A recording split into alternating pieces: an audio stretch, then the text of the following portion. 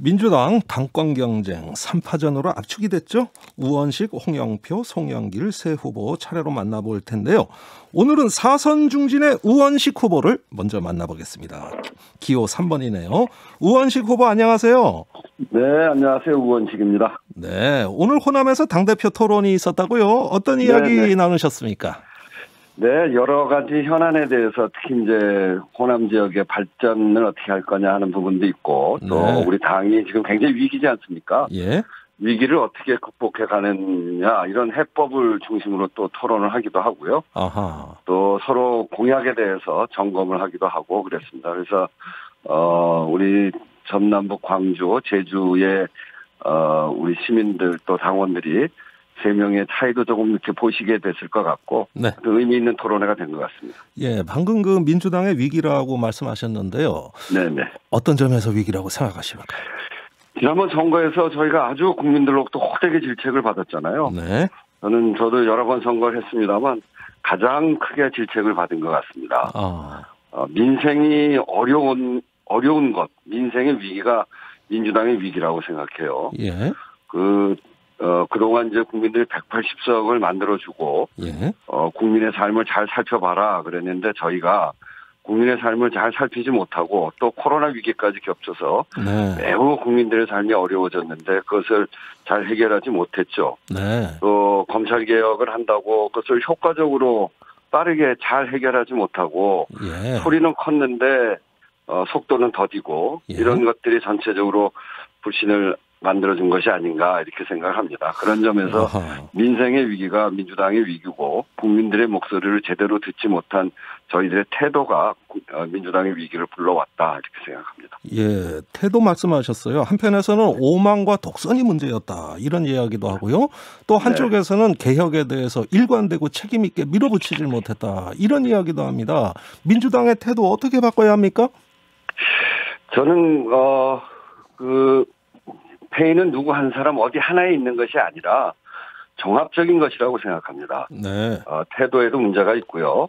또 개혁을 추진하는데도 그걸 제대로 잘 못했고 말씀드렸듯이 민생을 챙기는데도 잘 못했죠. 예. 특히 코로나로 인한 민생 위기가 정말 심각했는데 이 문제도 잘 해결하지 못해서 예. 저희가 국민들로부터 아주 크게 질책을 받았다고 생각하고요. 예. 이 국민들이 볼 때는 이 코로나는 어쩔 수 없는 재난이니까 힘들어도 참아주고 또 이를 악물고 하루하루 버티던 차에 부동산이 급등하고 LH가 터진 거 아니겠어요? 예. 그래서 이것이 도화선이 돼서 저희들이 이제 혼났다고 생각하고요. 예. 국민 보시기에 민주당이 자신들 하고 싶은 일만 하고 우리가 필요한 일에 대해서는 관심을 안 갖고 있는 거 아니냐 이런 지적이 있었고 예. 그런 속에서 국민들의 마음이 돌아섰다 이렇게 생각하고 알겠습니다. 그런 점에서 종합적으로 이 문제를 봐야 된다고 생각합니다. 민생으로 혁신하겠다 이런 말씀도 하셨어요. 네. 그 민생이란 키워드를 강조하고 계십니다. 민주당이 앞으로 민생을 제대로 받드는 리더십 어떻게 만들어 나가겠습니까? 저는 우선은 이 코로나 위기에서 발생된 민생의 위기 이런 것들을 해결하는 게 우선적으로 필요하다고 생각합니다. 네. 국가가 이런 재난 상황에서 감염병 예방법에 의해서 집합금지도 하고 또 영업 제한도 할 수 있거든요. 네. 그렇다고 한다면 그 헌법 정신에 국가의 명령에 의해서 손실이 난 거는 국가가 보상해 줘야 됩니다. 예. 그런 점에서 국민들의 손실에 대해서 정말 책임지는 자세로 국가의 재정을 통해서 좀 더 많은 이 손실에 대해서 보상이 이루어져야 된다고 생각하고요. 예. 또 한편으로는 그런 것까지 포함해서 양극화가 매우 심각한데 예. 양극화가 그렇게 이루어지기까지 불공정 불평등한 이 경제 시스템이 굉장히 문제거든요. 예. 이를테면 가맹사업법을 보면 이 가맹 본사에 대해서 가맹점주들이 예. 불공정에 대해서 문제 제기할 수가 없어요. 그걸 가지고 이렇게 고치자 이런 교섭권이 없습니다. 이런 예. 교섭권도 바로 만들어 드려야 되고 지금은 정규직과 비정규직의 차이보다 대기업과 중소기업의 차이가 훨씬 더 벌어져 있거든요. 예. 이 중소기업이 전체 일자리의 85%를 차지하는데 100인 이하의 기업이 네. 이 기업들이 대개 다 하청 계열화되어 있는데 하도 단가가 깎이고 이러면서 중소기업이 점점 고사해 가고 있는데 예. 그렇다고 하면 이 하청하고 있는 기업들이 중소기업이 이거 우리 좀 바꿔주셔 이렇게 해야 될 거 아닙니까? 예. 그런 것도 공정거래법상 담합이 돼서 그렇게 할 수가 없는 아주 불공정한 구조가 우리한테 있는 것이죠. 알겠습니다. 민생의 현안은 많겠죠. 예. 네네. 어떤 공정과 또 어떤 불평등 완화, 민생 이야기 계속 강조하시네요. 네, 그래서 우리가 지금 180석인데 예. 이런 문제 하나하나를 이제는 국회가 고쳐 나갈 수 있고 예. 고쳐 나가야 되는 그런 시기가 와 있습니다. 그래서 저는 민생이 중요하다는 것이 그냥 말로 민생이 아니라 예. 법으로 분명하게 중산층과 서민, 사회적 약자를 보호하는 법을 민주당이 앞장서서 뚜벅뚜벅 통과시켜 나가는 알겠습니다. 그런 과정을 거쳐가면서 국민들의 사랑을 다시 회복해야 된다 이렇게 생각합니다. 네. 자, 그 정치 이야기로 좀 넘어가 볼게요. 재보궐선거 패배 이후에 그 당내 초선 의원들이 쇄신을 요구하고 나서면서 강성 당원들하고 조금 부딪히는 것 같아요. 네. 이런 강성 당원들의 목소리와 초선 의원들의 쇄신 목소리 어떻게 조율돼야 된다고 보십니까? 어느 쪽이 옳습니까? 저는 어느 쪽이 옳다 이렇게 말하는 거는 올바른 길은 아니라고 생각합니다. 네.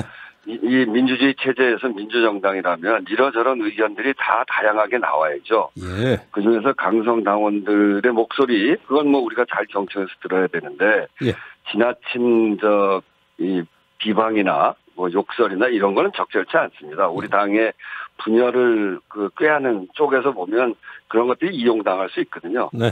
그렇지만 어쨌든 그런 목소리에 대해서는 우리가 잘 들어야 된다고 생각하고 예. 저는 지금 이게 맞다 틀리다 이런 이분법적 논리로 가면 안 되고 예. 생각의 차이를 인정하고 혁신과 쇄신의 길을 하나로 만들어야 됩니다. 아하.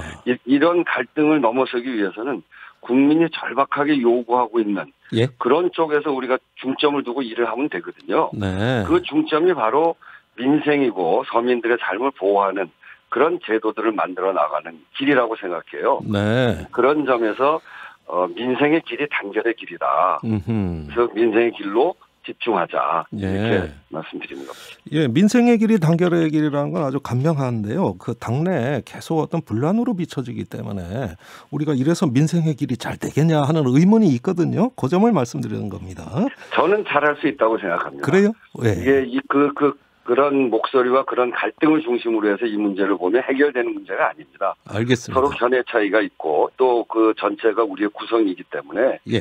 우리가 다 같이 동의할 수 있는 길을 찾아서 그 길로 강하게 가야 되는 거죠. 이런 목소리들을 예. 우리가 다 겸허히 듣고 그런 게 국민들 안에 다 있는 소리이기 때문에 겸허히 듣고 잘 속에서 조화시켜내고 내부적으로 충분히 토론하고 예. 그것을 그렇지만 그것을 외화시켜내는 방식은 국민들의 삶, 이게 제일 국민들의 절박한 요구 아니겠습니까? 예, 알겠습니다. 그런 국민들의 삶을 개혁해가는 국민들의 삶을 바꾸는 그런 개혁으로 집중해가는 것이 이 문제를 또 해결해가는 길이다 이렇게 생각하는 거죠. 예, 거듭 민생을 강조하시네요. 자, 조금 다른 얘기 해볼까요? 네. 윤호중 의원이 신임 원내대표로 당선됐거든요. 언론에서는 친문 색채가 짙어졌다 이런 평가 나오거든요. 어떻게 보십니까? 언론에서 그렇게 보는데 제가 보기에는 이렇게 친문 비문을 나누어서 이야기하는 것은 전 옳은 방식은 아니라고 생각합니다. 예. 개인들의 성향에 따라서 그런 조금씩 차이가 있는 것은 맞지만 이런 것이 계파로서 의미가 있으려면 계파가 공천을 좌우해야 되거든요. 예. 우리 더불어민주당은 이미 지난 시기에 계파를 없애기 위해서 공천을 시스템 공천으로 바꿨습니다. 예, 상향식 공천. 네네. 선출직 공직자 평가위원회를 두고 그래서 지난번 공천 과정에 공천 파동이 전혀 있지 않았던 거. 그건 우리가 이미 그런 계파를 넘어서는 그런 혁신을 했다는 것을 이야기하고요. 예. 그런 점에서 윤호중 의원은 그동안 쌓은 역량, 안정성, 또 당을 변화시키는 데 있어서 역할을 잘할 것이다라고 하는 기대감 이런 것들이 윤호중 의원을 선택했다고 생각하거든요. 예. 그래서 이 당내 합리적 인사로 꼽히는 인물이기도 하고 예. 그래서 저는 당 화합과 통합 그리고 혁신을 위해서 역할을 잘할 거다 이렇게 생각을 합니다. 예, 두 분이 이야기 많이 하셨죠? 호흡은 잘 맞으시죠? 네, 뭐 저랑은 오랜 기간 동안 함께 해왔던 분이기도 하고요. 아, 특히나 그렇군요. 이제 윤호중 의원은 윤호중 의원도 그렇고 저도 그렇고 네. 전에 88년에 김대중 대통령이 이성후퇴할 때 예. 그때 김대중을 구하자 이렇게 예. 평민당에 같이 들어온 사람이에요. 그래서 아, 그렇군요. 오랜 기간 동안 같이 했죠. 근데 예. 이제 조금 서로 길은 조금 달랐던 것 같고 윤호중 의원은 이 검찰 개혁 뭐 이런 등의 개혁을 중심으로 해서 그 예. 일을 많이 해왔던 분이고요. 예. 저는 민생을 강조하면서 을지로위원회를 저의 정치 철학으로 삼았던 사람이고, 예. 그래서 개혁을 강조해온 윤호중 그리고 민생을 강조해온 우원식, 이게 쌍두마차가 되면 정말 개혁과 민생에서 큰 성과를 낼 수 있는 훌륭한 조합이 될 수 있다. 네. 이렇게 말씀드립니다. 알겠습니다. 여러 가지 지금 물어보고 싶은 말씀이 많습니다만은 네. 좀 이거부터 한번 하죠. 요거 빠질 수가 없을 것 같아요. 당청 관계입니다. 앞으로 네. 청와대와 관계 변화가 필요하다고 보세요? 자기 할 말 하는 대표가 돼야 된다고 보십니까? 당청 관계는 이제 기본적으로는 문재인 정부는 문재인 대통령도 늘 얘기했습니다만 민주당 정부다 이렇게 이야기를 하고 있습니다. 네. 그런 점에서 민주당의 목소리가 늘 반영이 되고 그랬었는데 좀 더 이제 당은 민심에 닿아 있고 예. 또 민심의 요구를 가장 가까이서 접하는 것이 당 아니겠습니까? 네. 그런 점에서 우리가 부족했던 정책을 집행해 나가고 정책을 수립하는데 부족했던 점들이 있어요. 그런 것들이 부동산 문제랄지 또 민생 법안을 통과시키는 것이랄지 이런 점에서 부족한 점들에 대해서는 당이 이제는 좀 더 주도성을 가지고 예. 해야 된다고 생각하고요. 특히 부동산 문제. 네, 그래서 부동산 문제는 저는 당이 주도하는 당의 부동산 종합대책기구를 만들어서 거기가 당정청이 모여서 토론하고 그렇지만 당의 주도성을 갖자라고 하는 그런 기구를 만들자고 지금 공약으로 내고 있는데요. 예. 그래서 앞으로는 이제 대통령 선거를 하고 정권 재창출을 하고 하는 과제들이 있기 때문에 예. 다시 국민의 사랑을 받는 것은 역시 민심이 모여있는 당의 중심이 돼야 된다고 생각하고요. 예. 당의 주도적 역할 이거를 저는 좀 더 강조해서 앞으로 이 당청 관계를 만들어 가야 된다고 생각합니다. 예, 당이 중심적 역할 강조해 주셨어요. 마지막으로 출마의 변 한 말씀 듣겠습니다. 한 20초 정도. 당과 청취자들께 한 말씀 부탁드립니다. 네. 이번 보궐선거 의미는 국민이 민주당이 갈 길을 알려주셨다는 겁니다. 양극화, 코로나19, 부동산가 폭등, LH 등 결국 한마디로 하면 민생입니다. 국민의 삶의 문제죠. 네. 그래서 국민의 절박한 삶을 제대로 보지 못한 민주당이 이제는 정말 혁신해서 국민의 삶을 제대로 받드는 민심을 받들어서 민생을 챙기는, 그래서 우원식이 민생으로 정면 돌파 이런 슬로건을 걸고 이번 선거에 나온 겁니다. 알겠습니다. 개혁과 민생은 분리될 수 없죠. 예. 그래서 이것을 함께 해나가면서 유능하게 일을 잘 하도록 하겠습니다. 네, 오늘 말씀 여기까지 듣겠습니다. 감사합니다. 네, 감사합니다. 더불어민주당 당대표 선거에 나선 기호 3번 우원식 후보였습니다.